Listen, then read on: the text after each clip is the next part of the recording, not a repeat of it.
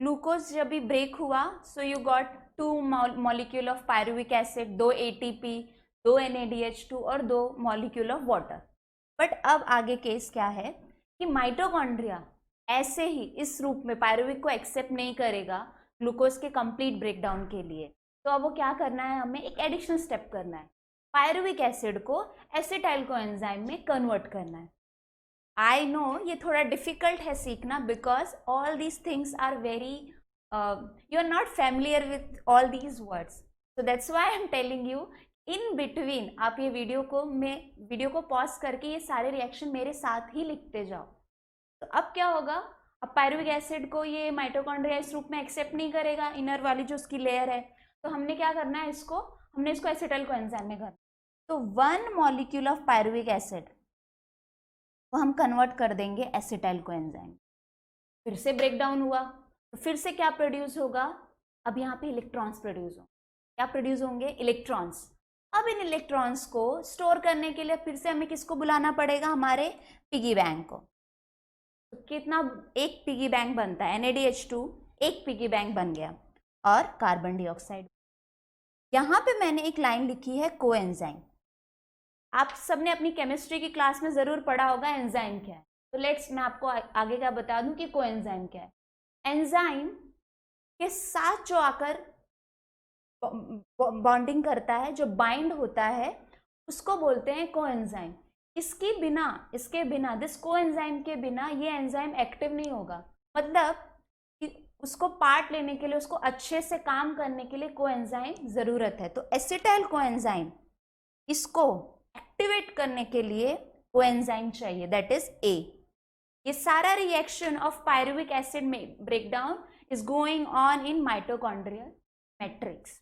तो अब क्या बना, पायरुविक एसिड का ब्रेकडाउन होता है और उससे क्या बनता है, एसिटाइल कोएंजाइम, एक पिगी बैंक ऑफ NADH2 और आपका CO2 कार्बन डाइऑक्साइड रिलीज होता है। तो अब ये जो है, ये एक मॉलिक्यूल के लिए मैंने बताया। Keep in mind that you have produce एक ग्लूकोज का 2 पायरुविक।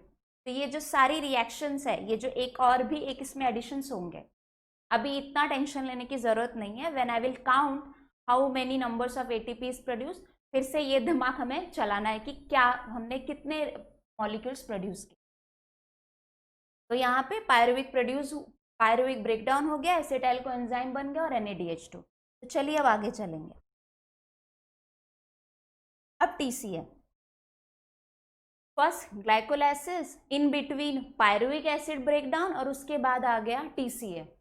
TCA को बहुत सारे नामों से बुलाते हैं, for like try carboxylic acid cycle, citric acid cycle, Krebs cycle.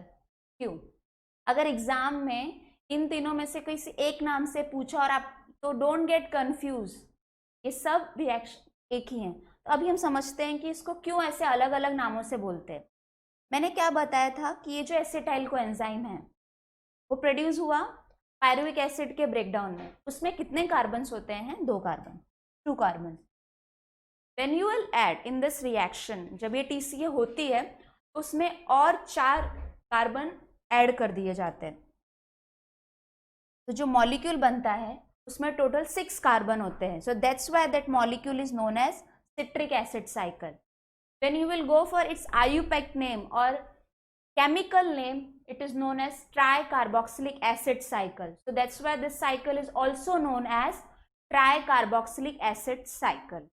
और इसको ढूंढा किसने था, सर हेंस क्रेब्स ने। So to honor him, this cycle is also known as Krebs cycle. So these are the three names of this cyclic reaction. ये cyclic reaction है। तो क्या होगा अभी, अब सबसे फाइनल स्टेप है क्रेब्स साइकिल, आपके ग्लूकोज ब्रेकडाउन का एक फाइनल स्टेप है। इसके बाद कोई ब्रेकडाउन नहीं होगा। ये होने के बाद you will directly go for energy को खींचना, एनर्जी को निकाल कर ATP से एक्सट्रैक्ट करके आपका डायरेक्ट एनर्जी प्रोड्यूस होना स्टार्ट होगा। तो TCA और Krebs cycle is a last step, और इसमें ही ये लास्ट स्टेप है ऑफ ब्रेकडाउन। तो इसमें क्या होगा, acetyl coenzyme again only for 1 molecule.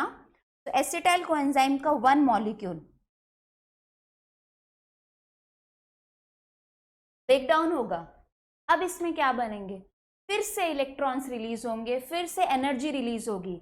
तो जो इलेक्ट्रॉन्स रिलीज होंगे उनको स्टोर करने के लिए हम क्या लेकर आएंगे, हम लोग दोनों पिगी बैंक, अभी बहुत ज्यादा एनर्जी रिलीज हुई तो हम NaDH2 भी लाएंगे और FaDH2 भी लाएंगे, और यहाँ पे NaDH2 के 3 मॉलिक्यूल्स मतलब 3 बैंक आएंगे और FaDH2 का 1 बैंक आएगा।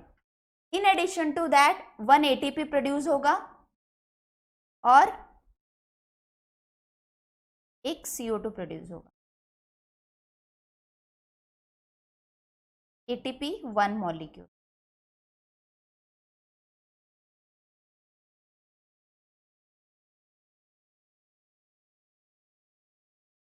One molecule.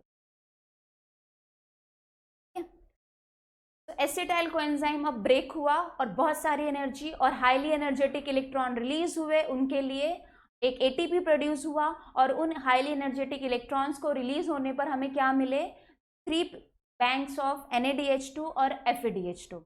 तो ये इसके बाद अब ना कोई ब्रेकडाउन होगा और ना कोई बोलते हैं ना कोई अब एनर्जी प्रोड्यूस हो। अब क्या होगा, डायरेक्टली वो जो एनर्जी है अब इलेक्ट्रॉन ट्रांसफर चेन में ये NaDH FaDH2 को हम उसमें ये सारे मॉलिक्यूल्स अब उसमें जाएंगे और अब डायरेक्टली एनर्जी प्रोड्यूस होगी। तो ब्रेकडाउन का सारा स्टेप खत्म हो चुका है। So before I start with ETC, let's quickly go from revise from glycolysis to Krebs cycle. तो ग्लाइकोलाइसिस क्या था, और हाँ ये सब हमने किस प्रेजेंस में देखा है, all this process is going on in presence of oxygen. तो ग्लाइकोलाइसिस, ग्लाइको मतलब स्वीट, लाइसिस मतलब ब्रेकडाउन हो चुका है साइटोप्लाज्म में सेल के, और 2 molecule of pyruvic acid, 2 molecule ATP, 2 molecule of NaDH2 water बना। इस पायरुविक एसिड को माइटोकॉन्ड्रिया अभी नहीं एक्सेप्ट कर पाएगा, उसको नहीं आगे प्रोसेस कर पाएगा। हमने उसे कन्वर्ट किया एसिटाइल कोएंजाइम में। एसिटाइल कोएंजाइम में जब हम उसको कन्वर्ट करने गए, जब हम पायरुविक एसिड को ब्रेक डाउन करने गए तो हमें मिला के साथ हमें एक NaDH2 का बैंक मिल गया। ये सिंपल प्रोसेस कहाँ पे होती है, माइटोकॉन्ड्रिया के मैट्रिक्स।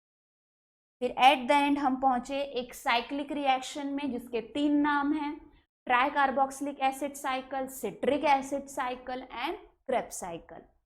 क्रेब्स साइकिल में क्या हुआ, वो एसिटाइल कोएंजाइम का ब्रेकडाउन स्टार्ट हुआ and we got 3 molecule of NaDH2, 1 molecule of FaDH2, 1 ATP and carbon dioxide is release. ये सारा रिएक्शन अब हो चुका है।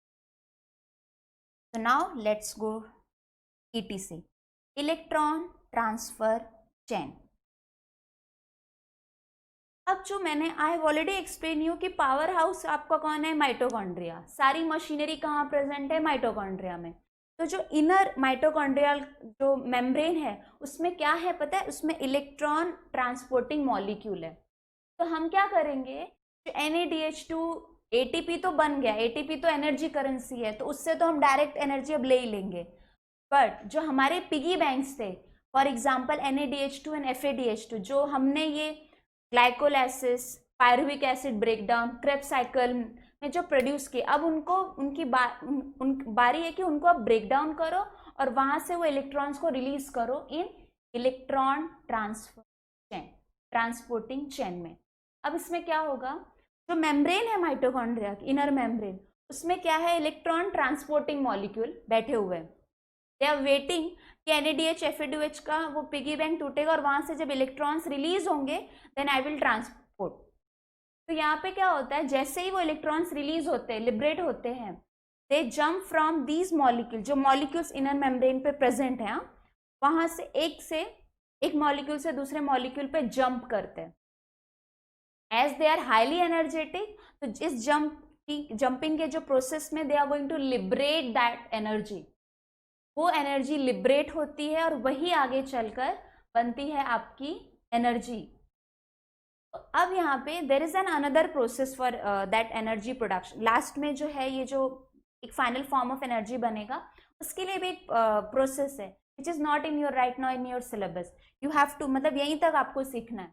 इलेक्ट्रॉन ट्रांसपोर्टिंग चेन में जैसे ही वो घुस जाते हैं, वहां पे क्या होती है, माइटोकॉन्ड्रियल मेम्ब्रेन में आपके क्या प्रेजेंट है, इलेक्ट्रॉन ट्रांसपोर्टिंग मॉलिक्यूल्स हैं जो इलेक्ट्रॉन्स को लेंगे और इलेक्ट्रॉन्स क्या करेंगे, एक पे बैठेंगे फिर दूसरे पे जंप, तीसरे पे जंप.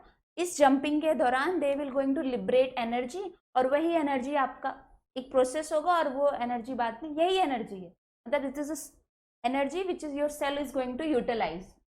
लास्ट में क्या होगा, कुछ हाइड्रोजन आइटम्स रिलीज होंगे because this reaction is going on in presence of oxygen.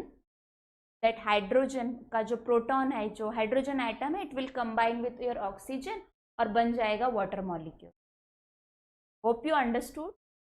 अब यहाँ पे इलेक्ट्रॉन ट्रांसपोर्ट चेन को let's revise. Electron transfer chain reaction इसको बोलते हैं. Molecules of NADH2 and FADH2 जो विच are produce during the glycolysis and TCA, they are going to participate. क्यों पार्टिसिपेट, वही करेंगे क्योंकि उन्हीं के पास इलेक्ट्रॉन्स हैं. As I've already told you, we are not going to waste highly energetic electrons. तो हम क्या करेंगे, अब उनको यूज करेंगे. अब वो पिगी बैंक्स को हम तोड़ देंगे और उसमें से इलेक्ट्रॉन्स को अपने एनर्जी प्रोडक्शन के लिए यूज करेंगे. तो नाउ ETC पे अब किसकी बारी आई है, FADH2 और NADH2 के जंप इलेक्ट्रॉन को रिलीज करवा के एक एनर्जी प्रोसेस की बारी आई है. ये कहाँ पे होती है, माइटोकॉन्ड्रियल के इनर मेम्ब्रेन में होती है. वो मेम्ब्रेन में क्या अच्छा, इतना अच्छा प्रेजेंट है, इलेक्ट्रॉन ट्रांसपोर्टिंग मॉलिक्यूल. अरे अगर NADH2 FADH2 इलेक्ट्रॉन रिलीज कर देगा, somebody should be there to accept and transfer it. So that's why आपके माइटोकॉन्ड्रियल मेम्ब्रेन में already electron transporting molecule present है. So high energy electron jump from molecule to molecule. So you get at the end ATP, water molecule and carbon dioxide.